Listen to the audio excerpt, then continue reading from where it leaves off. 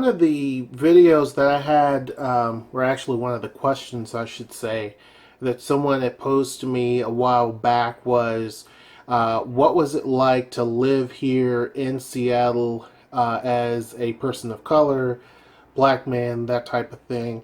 And I wanted to really touch on that. Now, I've hit this topic a couple of different times in many different ways, but this is going to go right to the heart of that.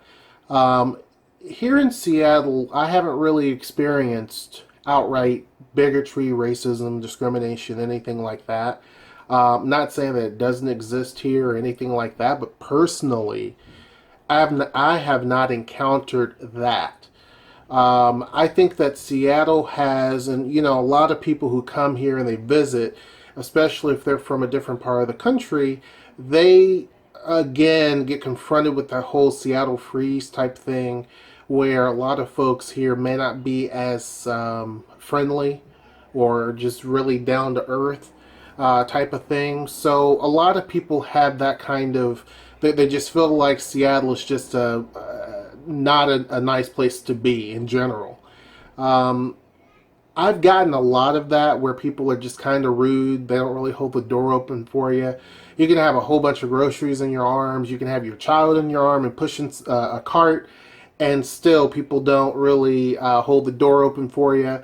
We're going down the sidewalk, and there's cars that see you, and yet they stop right in the middle as they're coming out of their driveway of the sidewalk, and you have to go around them. Now, that's not a race issue, I don't feel. It's just, that's just how people are. Now, you can go anywhere in the country and you're going to have people that are going to be that way, where they don't open up the door for you or they don't do certain things and that type of thing. It's a bit off-putting. But as far as discrimination or racism, I have not seen it. Now, there are instances of things that have happened here, obviously, that deal with race.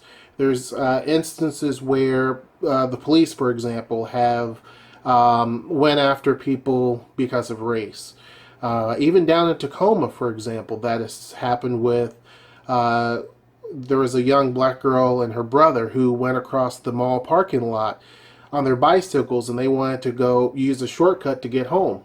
And I think it was an off-duty cop, or it could be a security guard, one of the two, got into an altercation with the girl and pretty much asked them why were they there, basically. So you have things like that. There's other instances with Seattle PD and things like that. Are they as numerous as other places? No. I can't say that they are. But with that, I have to say that Seattle is a very liberal city. I've never lived in a city that was this liberal, to be honest with you. It's more liberal in some aspects than even San Francisco. And I say that because, and I'm going to tie all this together, but I say that because in San Francisco, they allow a lot of things. But you can't really openly smoke marijuana out on the streets in San Francisco. Now, sure, if you've been to San Francisco, you walk around, you can smell it. But as far as it being legal for recreational use, it's not there yet.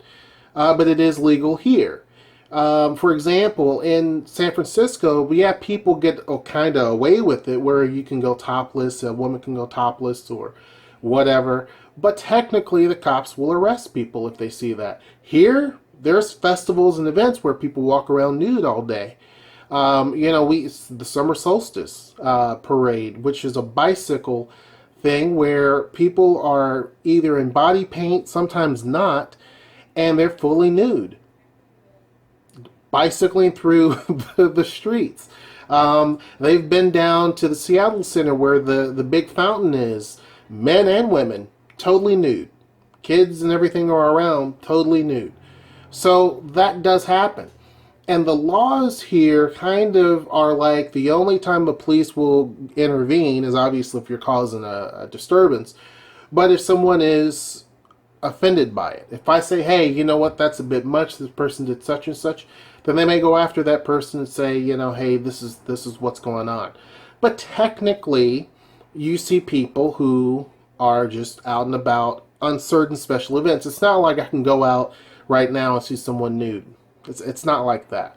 But there are events throughout the year where, just actually last month, there was a topless event that happened.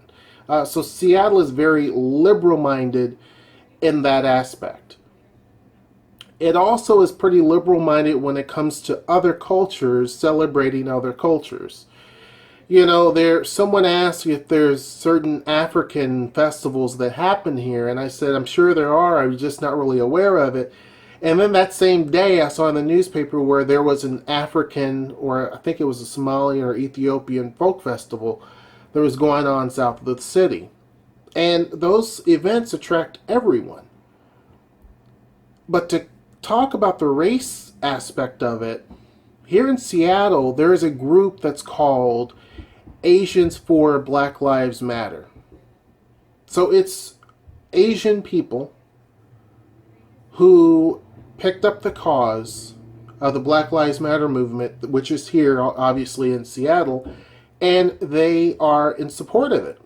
So they actually have events, they have meetings and things like that, and they are encouraging other Asian Americans and Asians in general in this area to get involved. Now, I'm not here to talk necessarily about the Black Lives Matter movement or anything like that in any sort of detail. But the question that I've gotten was about race in the city and if there's discrimination that I've dealt with. And I can say that I haven't. And I haven't really felt like people have treated me differently because of my color necessarily. Are people nervous? Like if I walked outside at night, are people going to be nervous? Probably. You know? Yeah. But that could be the case with really anybody, to be honest with you. But does some of it hinge on race? Sure, absolutely. I mean, yeah. But does all those cases of people being nervous deal with race? I can't say that that's the case. It could be that, hey, it's at nighttime, I don't want someone to do something to me type of thing. You know, I don't know. It's not up in your face like it was when I lived in Indianapolis and when I lived in Bowling Green, Kentucky.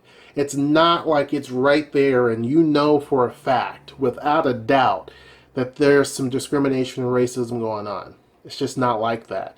I've even experienced more racist type issues in Albuquerque, New Mexico than I have here. I lived in Albuquerque for about 2.5 years. I've lived here for almost 3 years. And I've experienced more issues in terms of race and people staring at Noelle and I. And that was more of an ethnic city than I have here in Seattle. But on top of the Black Lives Matter movement, that the Asians for Black Lives Matter, there was also, just yesterday, the Seattle Public Schools had a Black Lives Matter Recognition Day. And at the school that Zoe goes to, there was a banner out front that talks about Black Lives Matter.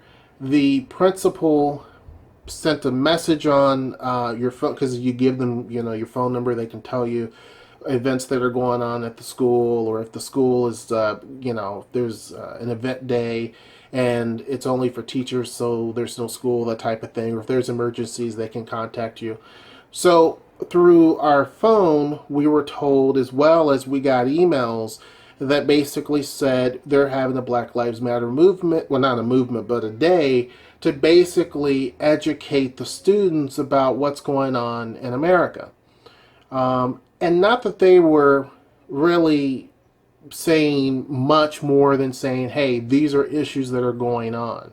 Because I know that when you talk about Black Lives Matter, people tend to get very, they get upset. Because I think a lot of people feel excluded from it, or they feel like, what's the purpose of it? Or they may feel that it's one-sided. They may feel that the movement is just a bad movement. There's a lot of things that people who are ill-informed may feel about it.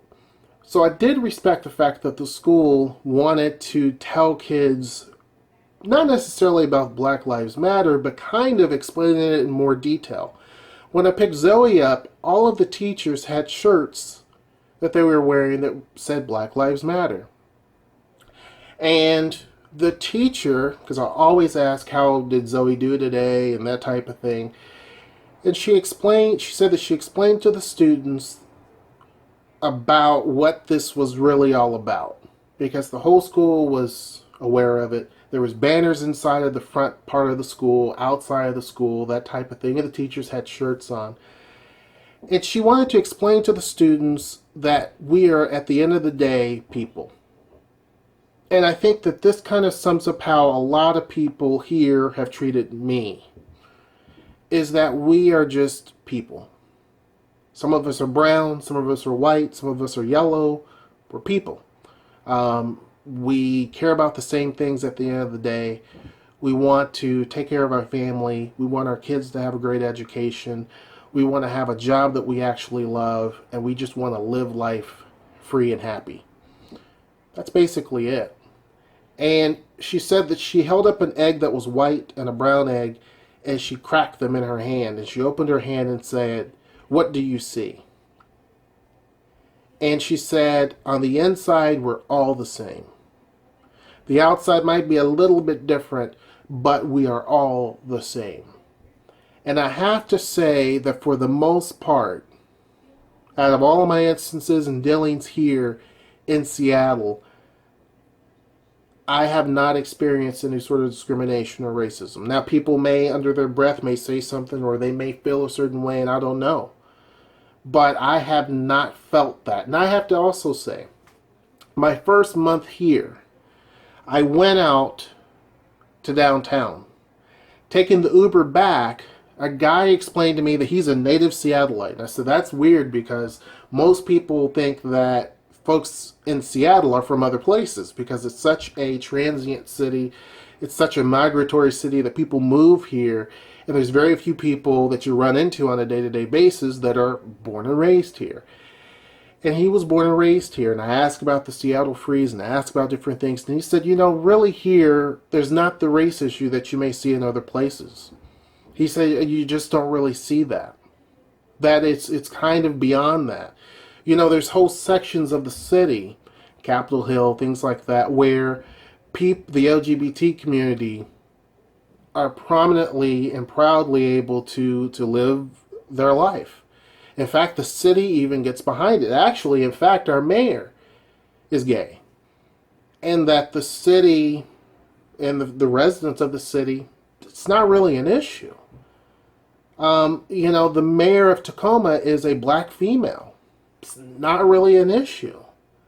I guess the best way I can say it is that the people in this region, at least, and I can speak on Seattle and I can speak on Tacoma. I can't talk about Bellevue and other places, Issaquah and all that. But I can say with Seattle and with Tacoma, people tend to not really be so much about racism.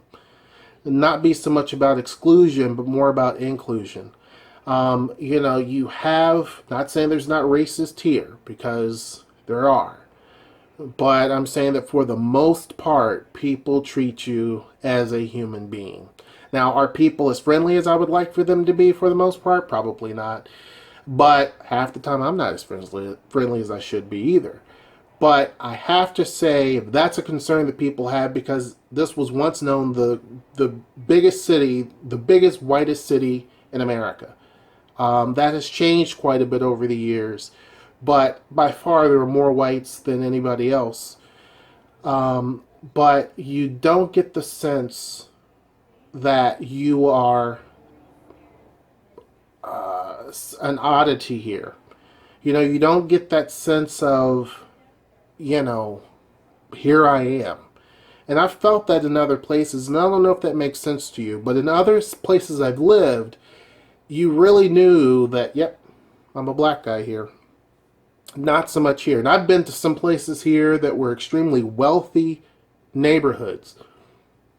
People ignored me. It was like there was nothing special. I can't say that's been the case in other places. People would stare, look at you, that type of thing. Here, not so much. People really don't pay attention to that. Now, you do have some people who will probably look and stare at you, but I don't get that same sense of wow, it's a black guy. I get more of the sense of, well, who is this? Here, and someone else made this comment, it's kind of like people want to know who you are. If they see you a couple of times out, they want to know who you are. You know, what are you about? Is this somebody that I should know? Type of thing. It's not so much like, you know, there's a guy here that shouldn't be in this neighborhood. It's more or less like, are you somebody I should know? Type of thing. It's, again, it's complicated. It's more or less you have to be here and live here for a while to kind of understand what I'm saying. But, you know, I've spoken to, you know, one of my friends who's also black, and it's kind of, he gets the same type of vibe that you really don't face a whole lot of day-to-day issues like that. Now, are there issues? Absolutely. Absolutely. Are there some race issues here underlying? Absolutely. From the university, there's race issues, to some of the hiring places, you know, some of the big companies here in terms of their hiring profiles and things like that. Yeah, absolutely. There's problems here.